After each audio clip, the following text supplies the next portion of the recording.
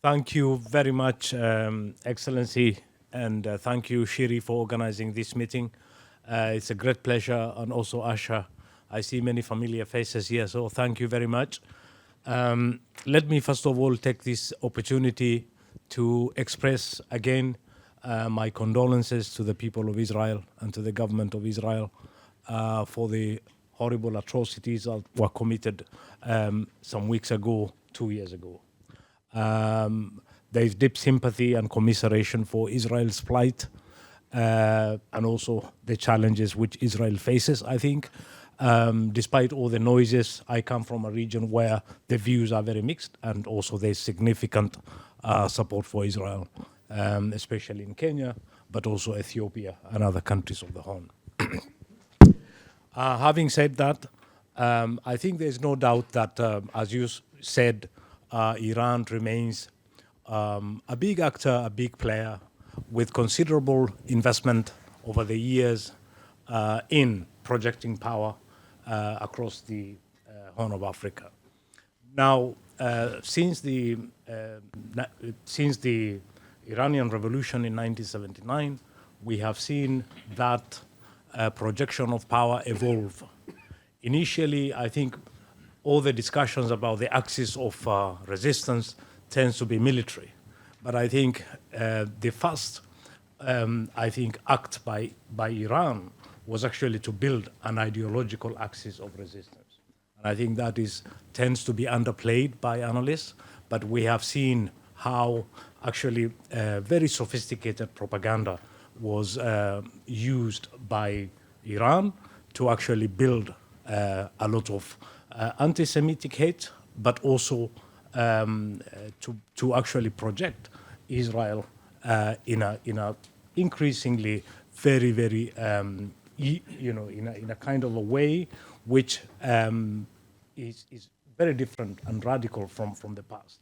I remember when I was young, one of the very first material that was actually disseminated by the Iranian embassy in Nairobi was actually a very old, ancient anti-Semitic text called the Protocols of the Zion, Elders of Zion. So that, I think, clearly this was the anti-Iranian, the anti-Israel hate, which is being projected by Israel, did not start now. It started decades ago.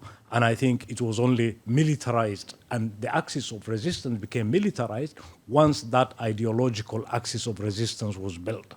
Now, as you suggested, there was a small Shiite community which was based in Mombasa, but also in Tanzania, elsewhere, which were actually middle class, essentially. They were Indians. They didn't have a lot of, they were apolitical. They didn't have a lot of political interest. But these Shia communities were, to some extent, radicalized by Iranian propaganda. And over the years, we have seen that shift. Of course, there was that long period when Iran was mired in a conflict with Iraq, and we saw a progressive contraction in Iranian projection of power in the Horn of Africa. So Iran became much more inward-looking, but it did not lose an interest, really, in projecting itself first as a leader of the third world. So there was a lot of appropriation of leftist, Marxist, counter anti-imperial propaganda. Then there was also an appropriation of ecumenicalism, the language that we are rebuilding the Islamic Ummah. And so there was a lot of emphasis on, Al-Azhar. There was a lot of focus on Al-Azhar because it was the home of Sunni Islam. And so one of the earliest, clerics in Al-Azhar was a man by the name Sheikh Shaltut. And we saw the Iranians actually appropriate Sheikh Shaltut and project their brand of Islam actually as ecumenical, as part of the continuation of the Orthodox tradition. And this was a counterweight to what the Saudis were portraying. Saudis were portraying Iran as essentially a heretic, a state which was espousing a heretic version of Islam. So this was a counter, and I think I remember at that particular moment in the 80s and in the 90s especially, Iranian consulates and Iranian embassies across the Horn of Africa used to have what they call Unity Week. Or in Arabic they call it Usbu' al-Wahda. And here what they do essentially is to bring clerics all over from every part of the Horn into some kind of an event. And I think a central emblem or figure was actually Al-Quds. So there was that picture of the golden, minaret and everything.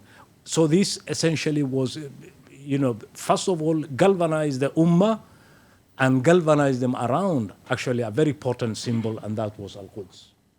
So this was this movement did not succeed largely because also there was a lot of resistance from the Saudis especially. Then another important, I think, stage evolved over the years as Iran became much more military power, invested more in actually projecting military power, but also now rebuilding the axis of resistance. We saw actually Iran become much more involved in proxy forces, as you suggested.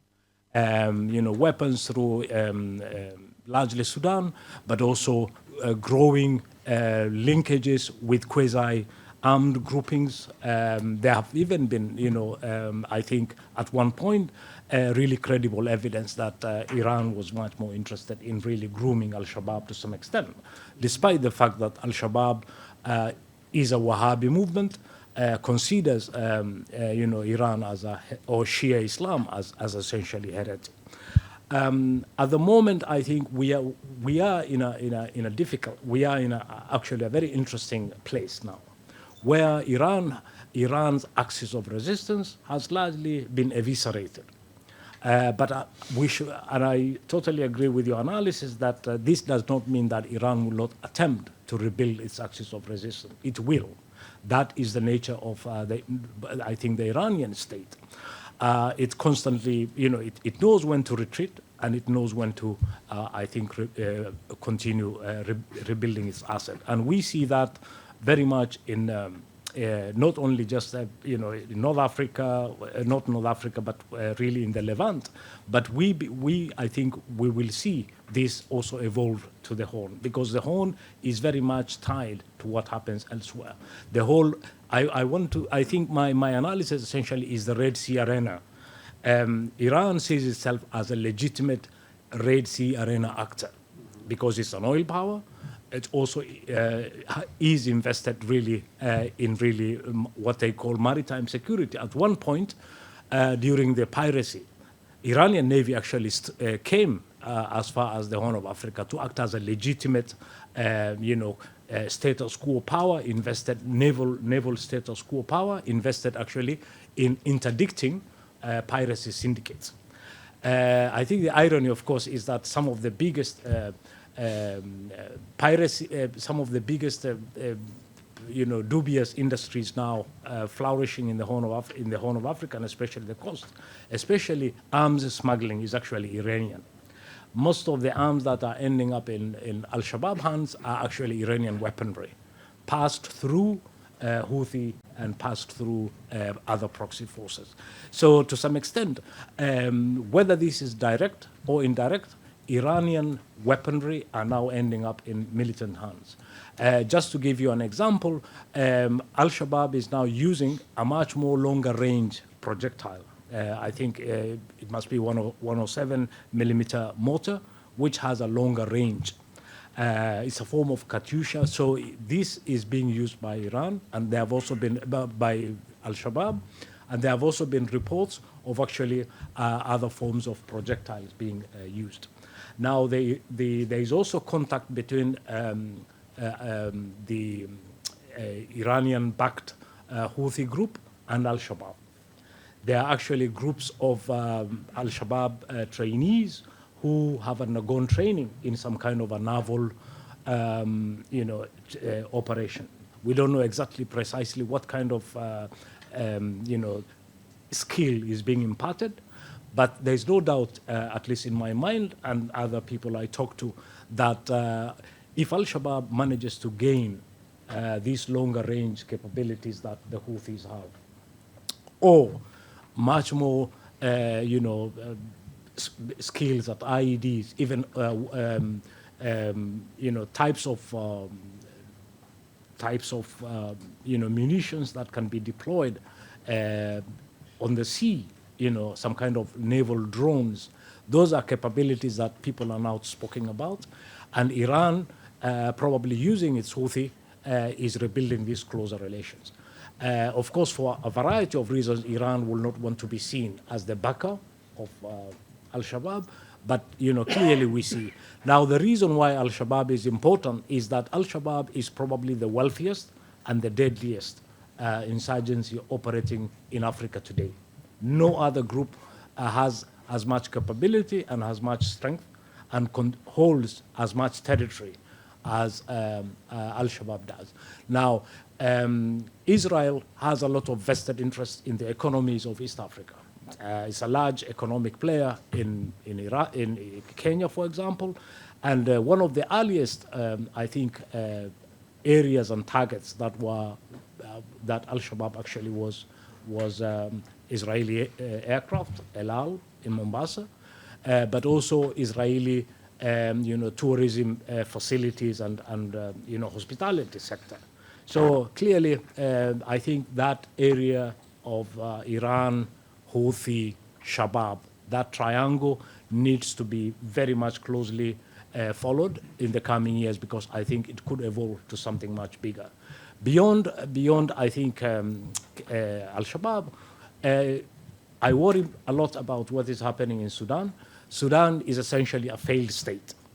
And what has happened over the years is we are beginning to see actually a large belt of instability open all the way from the Lake Chad basin across to Sudan and across to the Horn. So a large belt of chaos and instability is spreading. I don't want to be apocalyptic, sorry, but I think there's no doubt that the number of states that are now in conflict or in serious decline is spreading.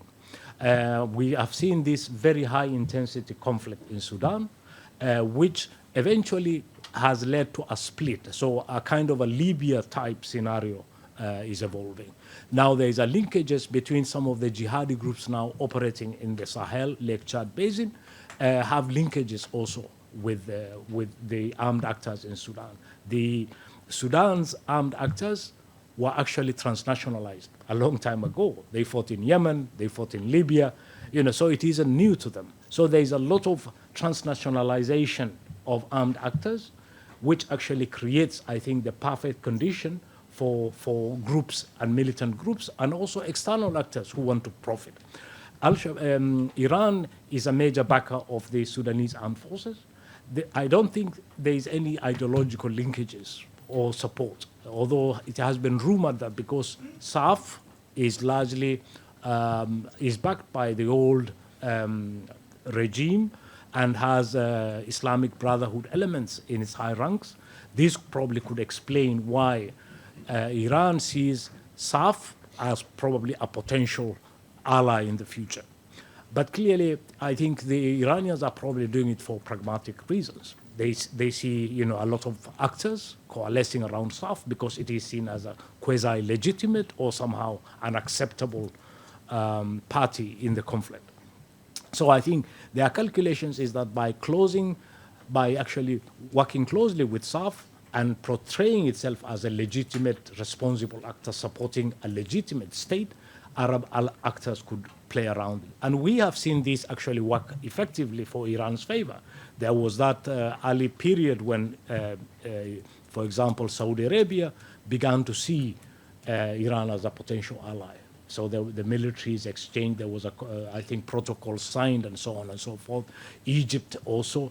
So before at least the outbreak of the Gaza conflict, there was a sense in which Iran was trying to rebuild its Middle Eastern relations, largely by also portraying its projection of military power and support for SAF as part of a broader consensus by the Arab powers. Now, I think after the Gaza conflict, we have seen also Arab actors in a way default back to the old position, seeing Iran as a potential threat much more than actually Israel. Now, how that evolves over the course of time, we do not know. But I think we have seen in the last few weeks at least some kind of a resumption of Iranian support, or at least signals of Iranian support towards South. How that evolves, we do not know. But what are the types of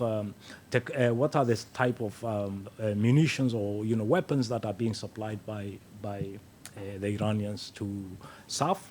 Mostly, I think, as I indicated earlier, most of them are actually mortars, long-range mortars and Katyushas and so on. Also, drones are being deployed to help South. But South is now spoiled for choice. It has so many backers and external friends, and a lot of weaponry is being thrown on it without actually the capacity of the organization of SAF actually to exploit it. So many of the weapons are actually in storage or somewhere, and they are now being retrained. Whereas, because its opponent, that is the Rapid Support Forces, has only one backer largely, it has more capabilities, and it has more lethality, and it's much more quicker. And we have seen actually the RSF now deploy more long-range, drones to take out facilities, but also to threaten aviation. So I don't want to take a lot of your time. I'll give space for Q&A. But I think I agree that Iran is a nation which is invested in projecting power. It sees itself as a legitimate actor, not only in the Red Sea arena, but also as a Western Indian Ocean actor. This is why it is building a lot of support in the littoral, in the Western Indian Ocean states, Tanzania, Kenya, Mozambique. These are regions where the Iranian Navy, but also Iranian embassies are located, and they are very much active, trying to project Iran as first of all, as a technological power, as an economic power, also marketing its drones. And this is something which we forget. Iran is seriously invested in actually marketing its drones for commercial agricultural purposes. And we saw that 2 years ago when they actually mounted a major exhibition of their drone technology in Nairobi, which is, I think, a great coup for them. When Iran portrays its, drone technology for science, for agriculture, and they are superior to some extent. And there are countries which, in East Africa, are now using drones for a lot of reasons. Just to give you an example, Rwanda now uses drones to actually supply many of their rural hospitals. So drone technology for peaceful, commercial, or economic reasons is now the in thing. It's not. So we will see how at least Iran uses its drone diplomacy, and now it's a rival to some extent with Turkey. And so that competition will I think, be also an area for analysts to watch in the coming years. So I'll stop here and hand over back to you,